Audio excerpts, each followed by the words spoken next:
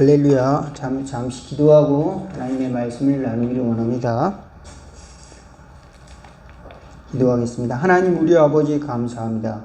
곳곳에 아버지 하나님 어지러운 소식이 또 있고 또 우리가 사는 환경이 때로 녹록하지 않다 하더라도 하나님 은혜와 가운데 늘 충만하여 살아갈 수 있도록 저희들의 심령을 붙들어 주시고 저희들의 믿음과 또 저희들의 건강을 붙들어 주셔서 하나님 앞에 우뚝 설 수 있도록 하나님 앞에 또 겸손한 신앙인으로 설 수 있도록 하나님께서 날마다 저희들을 손잡아 주시고 함께하여 주시옵소서. 이 시간도 저희들의 심령을 강하게 하여 주사 기도할 수 있도록 도와주시고 또 회개하는 마음 또 하나님께 감사하는 마음 예배하는 마음 충만케 하여 주시옵소서.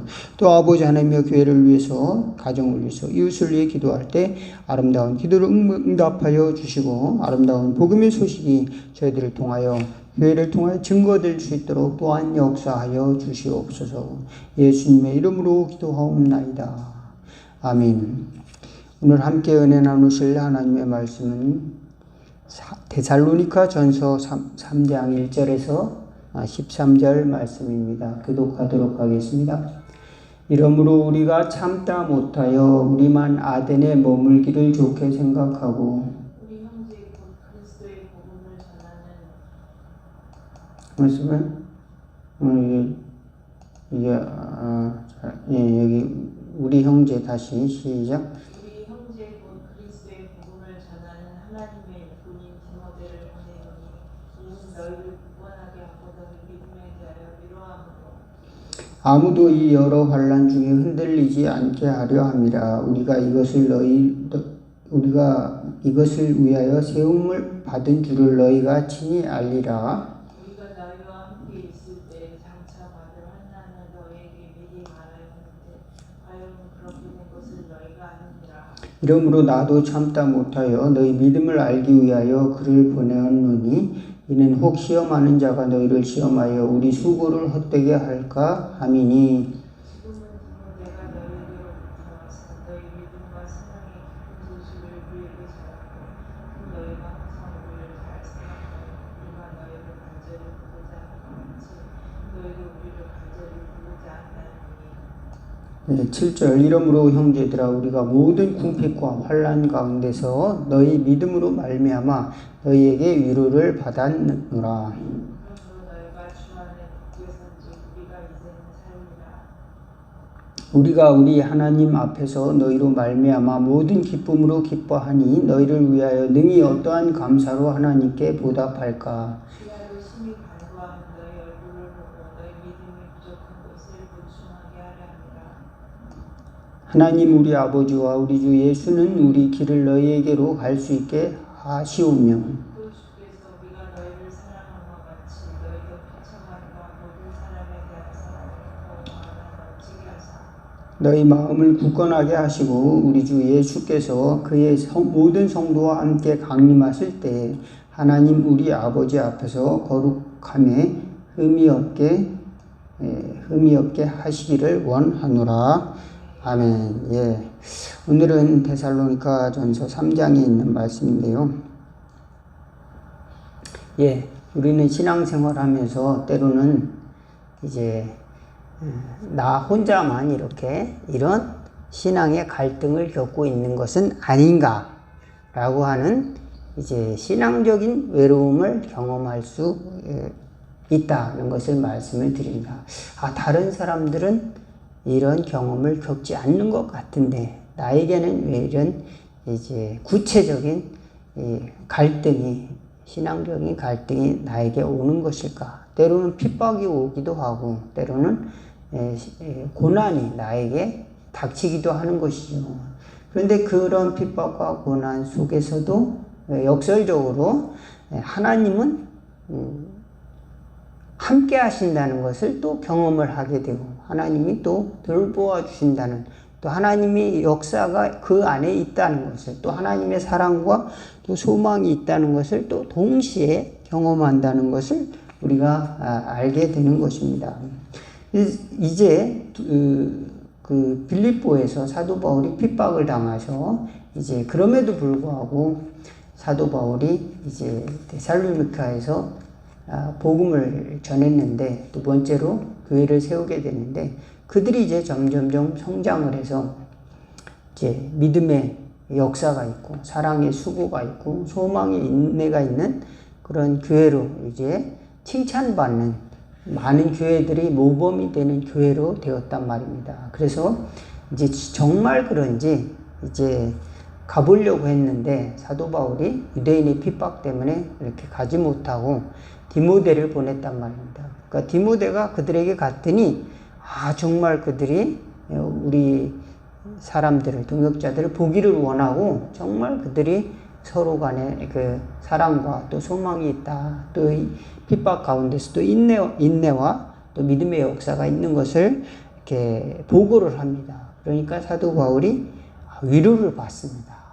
이제 사도 바울은 그들에게 무슨 어떤 사사로운 이익이라든지 또는 자기 영광 때문에 위로를 받는 것이 아니라 그 사람들이 그렇게 행복하게 또 신앙을 잘 믿음을 붙들고 그들이 또 살아가는 모습, 또 믿음을 굳게 지키며 하나님을 사랑하고 또 성도들을 서로 섬기며 살아가는 모습을 생각할 때 믿음의 위로를 받았습니다. 하나님께서 나에게 주신 일들을 내가 감당하는구나. 또 이렇게 생각하면서 너희들은 나의 상이다. 하나님이 나타날 때, 예수님이 우리에게 나타나실 때, 다시 오실 때 상급이다. 이렇게 자랑이다. 이렇게 너희들은 곧 우리의 자랑이다.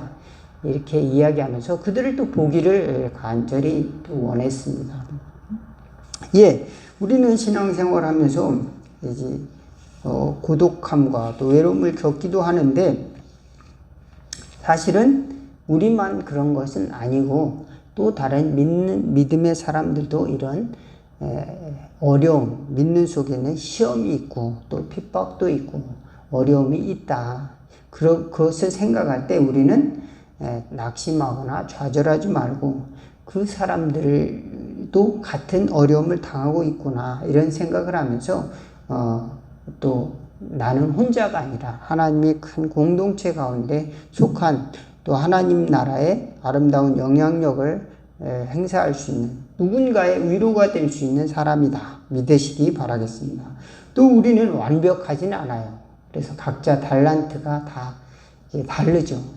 그래서 다 다른 만큼 이제 필요한 겁니다. 내가 이제 A를 가졌으면 저 사람은 B를 가졌고 저 사람은 또 C를 가졌고 그래서 서로 다른 만큼 서로에게 도움이 되는 것이다. 근데 A와 B가 C가 서로 다르다고 서로 이제 비방하고 또 경쟁하고 그럴 필요가 없는 것이죠. 교회는 서로 다른 환경 속에서도 하나님이 하나가 되도록 서로 존중하고 서로 도움이 되는 관계로 하나님이 붙들어 주셨다. 이것이 바로 하나님이 우리에게 주신 공동체의 축복이다. 이것을 늘 잊지 않는 저와 여러분 될 수 있기를 바라겠습니다. 그런데 우리가 신앙생활을 하다 보면은 이 소통이 성도의 교통이 이제 막힐 때가 있는 겁니다. 사도 바울도 막혔죠. 유대인의 핍박 때문에 직접적으로 그곳에 가지 못하게 됐습니다. 또 이제 그들을 보기를 원했지만 그렇게 가지 못하고 여러 가지 제약들, 장벽이 놓여질 때가 있습니다. 그럼에도 불구하고 사도 바울은 이 글을 통해서 편지를 통해서 그의 마음과 또 그 믿음을 전달하고 또 하나님의 교회를 굳게 세울 수가 있었다는 것을 알게 됩니다. 그렇습니다. 우리가 어느 처지에 있든지 신앙생활 하다가 나는 이제 이렇게 신앙생활 하다가 내 개인의 종교, 그러니까 하나의 무슨 이제 여러 종교 가운데 하나 내가 신앙생활 하는 거고 또 하나의 믿음의 분파, 하나의 이제 종파로서 생활하는구나. 이렇게 생각할 것이 아니라 하나님의 나라의 큰 그 교회 앞에 내가 서 있다. 하나님의 나라의 천사들 앞에 서 있다. 그 앞으로 나아간다. 하나님의 나라의 도성으로 내가 나아간다. 이런 큰 마음을 갖는 지혜가 있기를 주의 이름으로 축원을 드리겠습니다. 내가 사는 신앙생활은 내 마음대로 하는 거 아니야. 또 내 뜻대로 하는 거 아니야. 내가 좋으면 하고 내가 싫으면 안 하고 뭐 이런 이런 사적인 건 아니야. 이렇게 이제 사적인 신앙으로 한마디로 말하면 그렇게 가벼워질 수가 있는 우리 신앙이 우리가 환난과 어려움이 있을 때는 더 공동체를 향해서 확대될 수 있는 응집할 수 있는 하나님의 그런 힘을 우리에게 주신다는 것을 성경을 통해서 알 수가 있습니다. 사실 우리나라도 이제 핍박이 있었죠. 예수님 믿을 때 어떤 핍박이 있습니까? 이제 처음에 신앙이 선교사들을 통해서 들어올 때 저 예수쟁이들, 저 서양 종교를 믿는 예수쟁이들 하면서 부모도 알아보지 못하고 부모 제사도 무시하고 또 부모를 이제 조상도 모르는 저 예수쟁이들 하면서 이제 법을 모르는 사람들이라고 다 집안에서 내쫓기도 하고 또 제사를 안 지내고면은 이제 장손이라든지 또 무슨 종갓집이라든지 이런 데면은 이제 며느리가 들어온다든지 하면 내쫓기도 하고 또 핍박이 이렇게 심했죠. 그 다음에 이제 농경 시대에는 이제 주일날 같은 데도 일을 하지 않습니까? 일을 안 하고 가서 교회를 가서 예배 드리면은 일을 안 하면은 또 그 중요한 시기에 이제 추수 때라든지 또는 무슨 작물을 이렇게 보호해야 되는 시기에 거기 이제 장애가 있을 수 있죠. 그럴 때 신앙생활 하는 사람 저거 밭에 이렇게 문제가 생기게 놓고 저렇게 교회만 다닌다고 수근수근거리고 욕을 하고 이제 그런 것들을 견디면서 우리 조상들은 신앙생활을 했고 또 하나는 이제 일제 강점기 때 이제 우리나라를 침탈해서 모든 것을 빼앗고 언어도 쓰지 못하고 우리 신앙 우리가 가지고 있는 신앙 특별히 이제 예수 믿는 신앙을 좋게 생각하지 않았어요. 그래가지고 그들이 그걸 인정하는 듯 하면서도 바꿨어요. 자기네들이 부려먹기 쉽게. 그래가지고 찬송가도 바꾸고 이런 식으로 하고 또 예배 드릴 때 황궁요배라고 그래서 또 동방요배, 황궁요배라고 해서 예배 드리기 전에 이제 일본 그 신에게 절하고 일본 신에게 경배하고 그 다음에 예배를 드렸다는 겁니다. 그러니까 1930년대 후반부터는 뭐 그런 일이 있었어요. 해방 전까지. 그래서 우리 감리교회 초대 총리가 이제 양주삼 총리였고 그 다음에 이제 그 후로 이제 정춘수라고 하는 사람이 이제 총리가 됐는데 우리 오늘날로 말하면 감독회장쯤 되죠.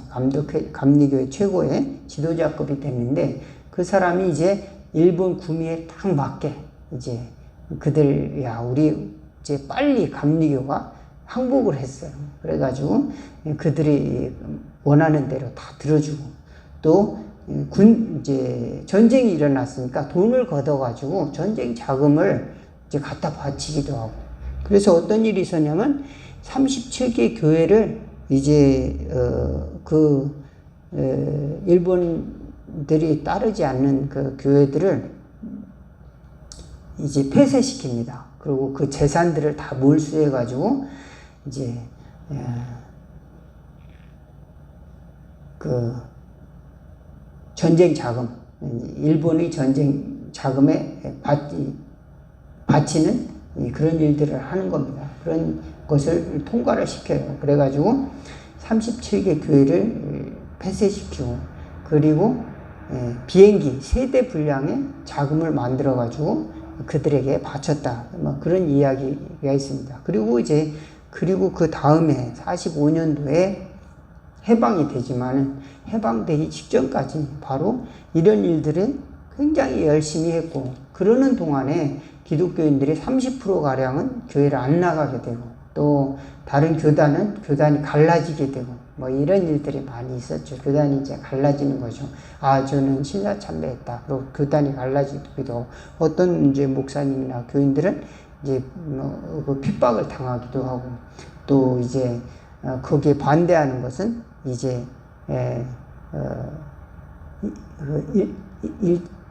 일본에 저항하는 것으로 생각하고 다 잡아가서 고문을 당하기도 하고, 또 그런 목사님들도 생기고 또 그랬습니다. 그러니까 그런 상황 속에서도 하나님을 믿는, 예수 그리스도를 믿는 사람들의 아름다운 신앙을 점점점 역사 속에서 이렇게 남겨두셨다. 한마디로 말하면은 보호해 주시고 지켜주신다. 우리 역사 교회는 잘못된 길로 가기도 하고, 정치와 타협하기도 하고, 잘못된 길로 가기도 하지만 하나님의 백성들을 남겨두신다. 하나님의 연약한 백성들을 보호해 주시고 또 남겨주신다는 이 믿음을 꼭 가질 수 있기를 바라겠습니다. 예, 1930년대에는 이제 또 우리 일본의 그 침탈뿐만 아니라 이제 나치 독일의 이제 전쟁 또 이런데 이제 독일 교회가 이제 개신교건 천주교건 간의 교회가 이제 동참을 했어요. 거기다 승인을 했어요. 암묵적으로 유대인 600 학살에 대해서 동조를 하는 겁니다. 거기에 대해서 이제 침묵을 했어요. 거기서 어떤 사람이 이거 안 됩니다 이렇게 나서질 않았습니다. 근데 교묘하게도 이 히틀러는 이제 유대인들은 예수님을 죽인 나쁜 놈들이다 이렇게 생각하고 자기를 우상화시켜서 이제 예수님 자리에 자기 자신을 갖다가 놓는 이런 이제 그 악랄한 정권이 되고 또 전쟁 범죄자가 되는 일들을 했죠. 그런데 독일 교회가 이제 그런 것들에 대해서 묵인하는 일들이 있었고, 이제 보네포 같은 사람들은, 신학자들은 이제 그걸 반대하고 또 일어서야 된다. 또 목소리를 높여야 된다. 그러면서도 감옥에 가서도 뭐 이제 책도 쓰면서 선한 영향력을 또 이렇게 나타낸 것을 알 수가 있습니다. 우리가 어려움을 당할 때 나만 이렇게 어려움을 당하나 이렇게 생각할 수도 있는데, 오늘 데살로니가 교인들도 마찬가지로 핍박을 당했어요. 유대인들이 핍박을 당하고 로마의 핍박을 당하고 로마 사람들이 예수 믿는 사람들을 핍박을 해서 또 카타콤이라고 하는 곳에 이제 그 굴 같은 곳에 이렇게 숨어서 예배를 드렸다고 합니다. 그 굴은 이제 오래전에 이제 만들어진 것도 있고 또 가서 이제 뭐 파기도 했겠죠. 그런 곳에 들어가서 이제 신앙생활을 했다는 겁니다. 그래서 어떤 카타콤은 굉장히 이제 뭐 깊고 또 이제 굉장히 많은 사람들이 또 몇만 이상의 사람들이 거기서 사는 어떤 굴도 있었다고 하는 것이죠. 또 이제 그 갑바도기아, 카타콤 이런 데 가면은 예수 믿는 사람들이 이제 핍박을 당해서 그곳에서 굴에서 생활했던 흔적들을 많이 볼 수가 있는데요.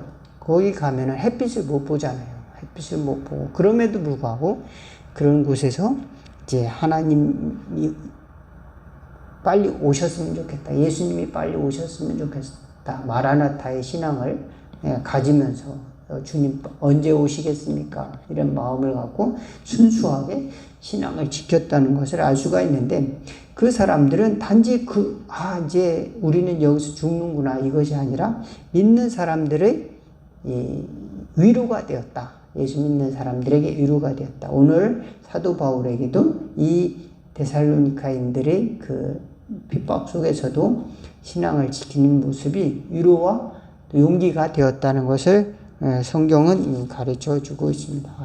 또 이 구약 성경에 엘리야도 이제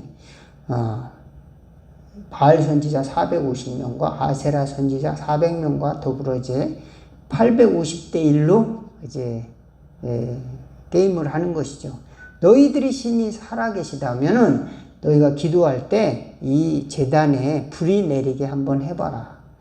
나의 야훼 하나님이 하나님이면은 내 제단에 불이 내릴 것이고 너희 하나님이 신이면은 너희 제단에 불이 내릴 것이다. 그리고 이제 그들 먼저 하라고 그랬는데 하루 종일 해도 불이 안 내리는 거예요. 근데 이제 엘리야의 제단에서는 이제 그 나무를 쌓고 거기다가 도랑에다가 물을 다 뿌리고 이제 일부러 불이 붙었다고 할까봐 이제 물을 뿌려요. 물을 일부러 나무에다가 그 도랑에다가.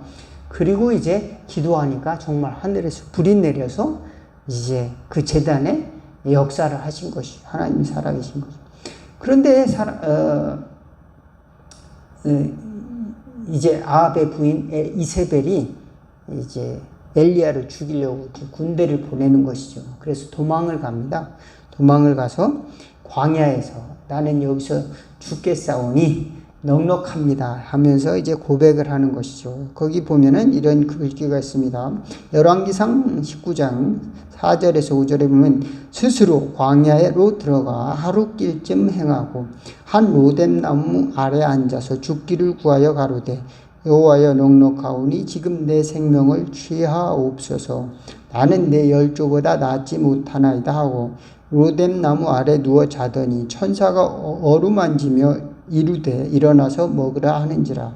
그래서 일어나 보니까 거기 떡이 있고 물이 있는 거예요. 그래서 그걸 먹고 나서 이제 40주야를 달려서 호렙산으로 갑니다. 그런데 거기서 바람이 일어나고 또 그 호렙산 굴에 들어가 있는데 지진이 일어나고 또 무슨 또 태풍이 광풍이 일어나고 지진이 일어나고 불이 막 나오는 것 같은데 이제